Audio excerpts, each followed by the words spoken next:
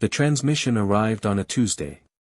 It cut through every frequency simultaneously: television broadcasts, military channels, civilian radio, even the encrypted lines buried 3 kilometers beneath the Pentagon. No signal on Earth was spared. Ambassador Vorkai of the Galactic Council spoke in perfect English. The translation algorithm had clearly done its homework. People of Earth, you have been observed for 200 of your years. Your species is violent, unstable, and a threat to galactic order. You will disarm your nuclear arsenal within 30 days. You will surrender governance to a council-appointed overseer. Non-compliance will result in orbital bombardment. This is not a negotiation. The message looped 3 times. Then silence. In the Situation Room beneath the White House, no one spoke for a full 10 seconds. General Marcus Holt set down his coffee cup very slowly. "Well," he said, "that's a hell of a Tuesday." The United Nations emergency session lasted 14 hours.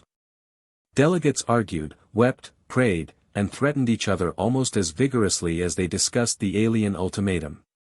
The French delegate proposed compliance. The Brazilian delegate proposed silence. The German delegate proposed a committee. Then Ambassador James Ryder of the United States stood up. He was 61 years old, a former Marine, and a man who had negotiated peace treaties in 4 different war zones. He was not a man who frightened easily. "With respect," Ryder said, his voice filling the chamber, "we've been given a threat by an entity that has never once introduced itself as a friend. It didn't say hello. It didn't ask questions. It issued a demand with a deadline." He paused. "I've dealt with that kind of diplomacy before. It doesn't end with compliance. It ends with a boot on your throat permanently." The room was silent. "I say we write back," Ryder said. "And I say we're very clear about what we write." The response was drafted by Ryder, reviewed by General Holt, approved by 49 heads of state, and transmitted on every frequency Earth possessed, aimed directly at the coordinates the Council's signal had originated from. It was 214 words long. It ended with 6. "Come and take it. We'll be ready." What happened next surprised the entire galaxy. Humanity did not cower. It did not splinter into panic. Instead, something ancient and stubborn woke up inside the species, something that had survived ice ages, plagues, world wars, and its own worst impulses. Within 72 hours, every major space agency on Earth was operating under unified military command. Dr. Ellen Marsh of NASA and Colonel Victor Drayton of the U.S. Space Force worked side by side without sleeping for 4 days straight, repurposing every orbital platform humanity had ever launched. Satellites became sensor arrays.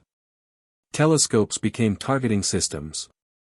Rocket engineers pulled from retirement worked next to 20-year-old aerospace students. The ISS was evacuated and retrofitted. 2 experimental railgun platforms, classified for a decade, were quietly moved into geosynchronous orbit. Humanity had 30 days. It used all 30. The Council fleet arrived on day 31.